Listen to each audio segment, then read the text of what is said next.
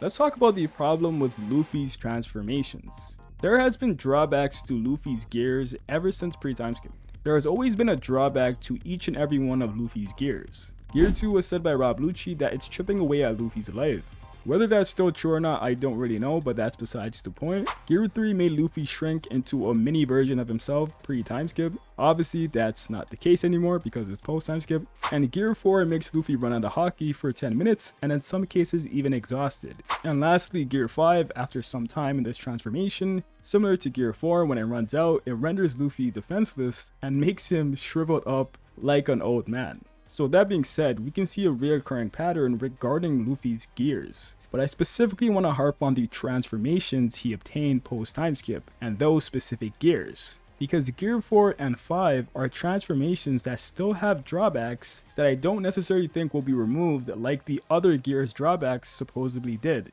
My reasoning for that is that, for one, Gear 4 has been introduced since Dressrosa, and the drawback still hasn't left 5 arcs later. It might have been Elbaf, but I don't have enough information to confirm this, but he did use Gear 4 without actually transforming, so I don't know, it could be the case, but I'm not going to confirm anything. Gear 5 also has a drawback entering its 3rd arc right now, and with this transformation specifically, I mainly believe Oda won't do anything about this drawback, because with these transformations, like Gear 4 as well throughout the entirety of post time skip, they're used as plot devices. Whenever you think of Luffy either running out of haki or becoming an old shriveled man in a lot of those moments, not all, because sometimes Oda does use those to show consistency within the transformation, but in pivotal moments after those transformations run out, he has Luffy immobilized so other important plot points can take place. A recent example was in Egghead Island. After Luffy conveniently knocked out Kizaru, a second before Gear 5 ran out, completely immobilizing Kizaru and Luffy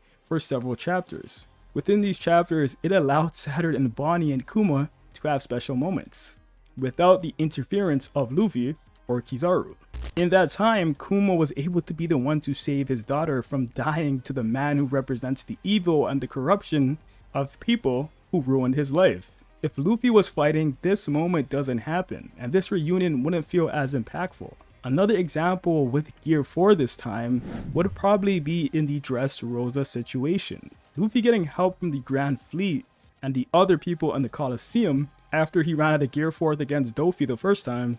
Luffy getting help emphasized his power stated by Mihawk to draw people towards him even if they're his enemies, building his relationship with the Colosseum fighters for them to later on become a part of Luffy's Grand Fleet. Sabo also did have a moment where he saved Luffy, building significant character moments between them. So you guys can definitely see the important plot points that take place whenever Luffy runs out of these transformations. But I do want to mention that Gear 5 is most definitely a plot device, which was kind of confirmed to us, because in Wano, when Luffy ran out of Gear 5 against Kaido, a few panels later he restarts his heartbeats and fights again in Gear 5 almost instantaneously. But in Egghead, he's out of commission after he uses Gear 5 for chapters. Wait, Luffy, why didn't you just restart your heartbeat like you did against Kaido? When you think about it, there's no difference here. When you think about it, Luffy didn't do anything magical. He just thought about Pedro and said he couldn't lose, and then tapped into Gear 5 once again. So why didn't you do it here, Luffy? Your friends got captured, people were about to die to Saturn. Only logical reasoning is that Oda didn't want Luffy to get up, probably because of the reasons I mentioned earlier, so those other plot points with Kuma, all that stuff could take place. So now, why are these drawbacks a problem, you may ask? Now this is where the real video starts. With Luffy now becoming an emperor, there are many who still doubt his power specifically for that reason we just mentioned. Now this may not come off as a problem to people who just enjoy the story without really getting into the specifics of how Luffy fares against other strong top tiers, but I often tend to see Luffy get discredited or downplayed from a power scaling interpretation. Now what I mean by that is that people will make hypothetical scenarios like, oh,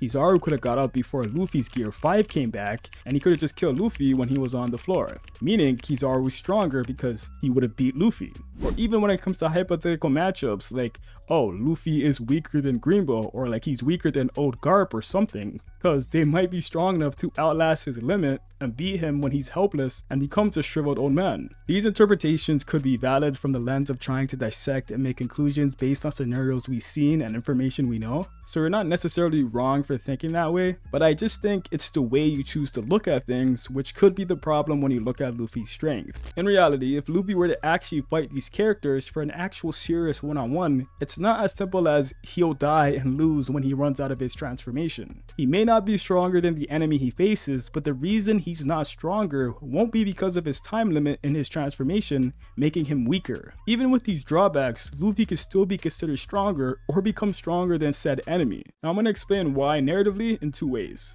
When Luffy fights a strong new opponent, he isn't just trying to only beat them, he's also trying to surpass them if he's not already stronger. The best example of this is when Luffy fought Katakuri. In Luffy's fight with Katakuri, he ends up escaping the mirror world, where Katakuri was trapped in since Luffy escaped with Brûlé. But Luffy decided to come back because, as he quotes, "I want to surpass the 1 billion berry man." And later on that fight, Luffy achieves that when Katakuri acknowledges he no longer believes Luffy is below him, meaning he thinks of Luffy as strong as he is. So narratively, we can understand that Luffy probably surpassed Katakuri at the end of that fight, or at minimum, they're at the same level. Narratively, that is what Oda is trying to convey to us, and that is what we should believe. But tying in how our hypothetical power scaling and dissecting certain scenarios, they can contradict what the story tells us. Because one could easily say, oh, Luffy isn't on Katakuri's level, because if Katakuri didn't stop to eat donuts and just finished off Luffy, he would win. Or if Broly wasn't near Luffy, he would have had nowhere to run, and Katakuri could have just killed him after Gear 4th. We cannot write our own version of the story and power scale off events that never happened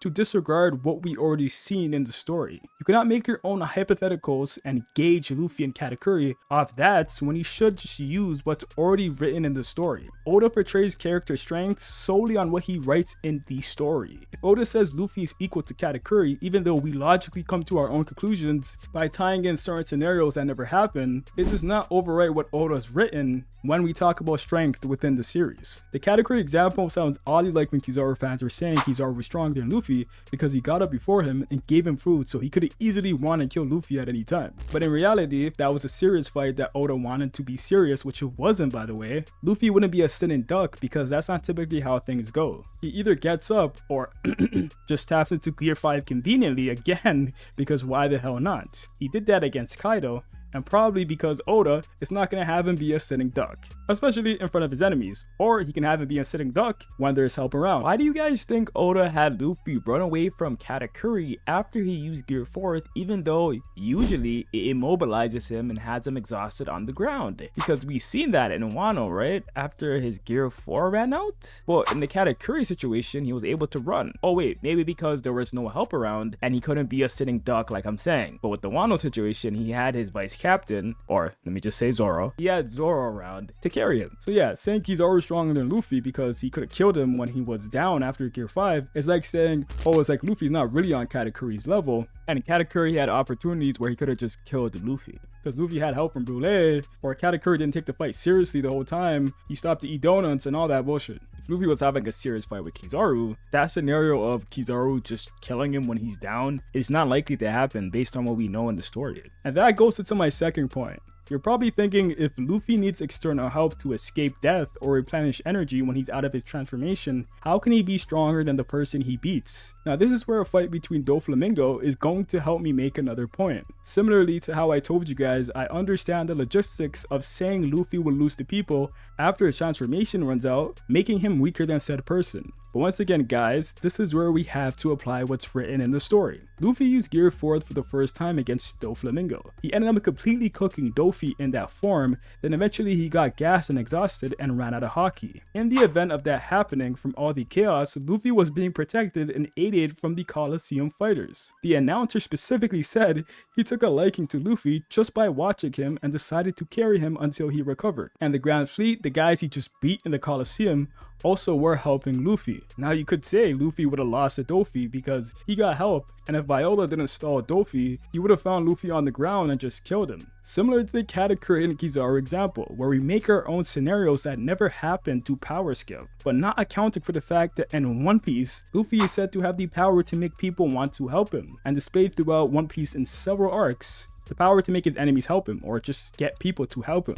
which then explains why the random announcer said for some reason he liked Luffy and wanted to help him. So Luffy obtaining help in these scenarios where he's helpless after his transformation is a legitimate power of his and reoccurs a lot in the show. So this aspect of Luffy obtaining help when he's helpless shouldn't be taken away from him, as it's a power he possesses and utilizes in almost everywhere. So to say Luffy would die and lose to certain people in different scenarios where he doesn't get help wouldn't really matter, because those scenarios don't exist and aren't likely to exist in One Piece. My point is, at the end of the day guys, we cannot make our own hypotheticals and assert them into One Piece and act like that's the most likely scenario, or try to use our own hypotheticals to disprove like narrative and portrayal. Luffy was on Katakuri's level, and if you watch the fight and if you nitpick certain moments, you can see openings for Katakuri that wouldn't make that make sense. But that viewpoint isn't how you should view things. You should just view what the story is telling us and what Oda is telling us. Just don't put too much stock into the time limit. That shouldn't be the main reason why you guys think Luffy is weaker than said person. Obviously, I'm not gonna say don't act like it doesn't exist,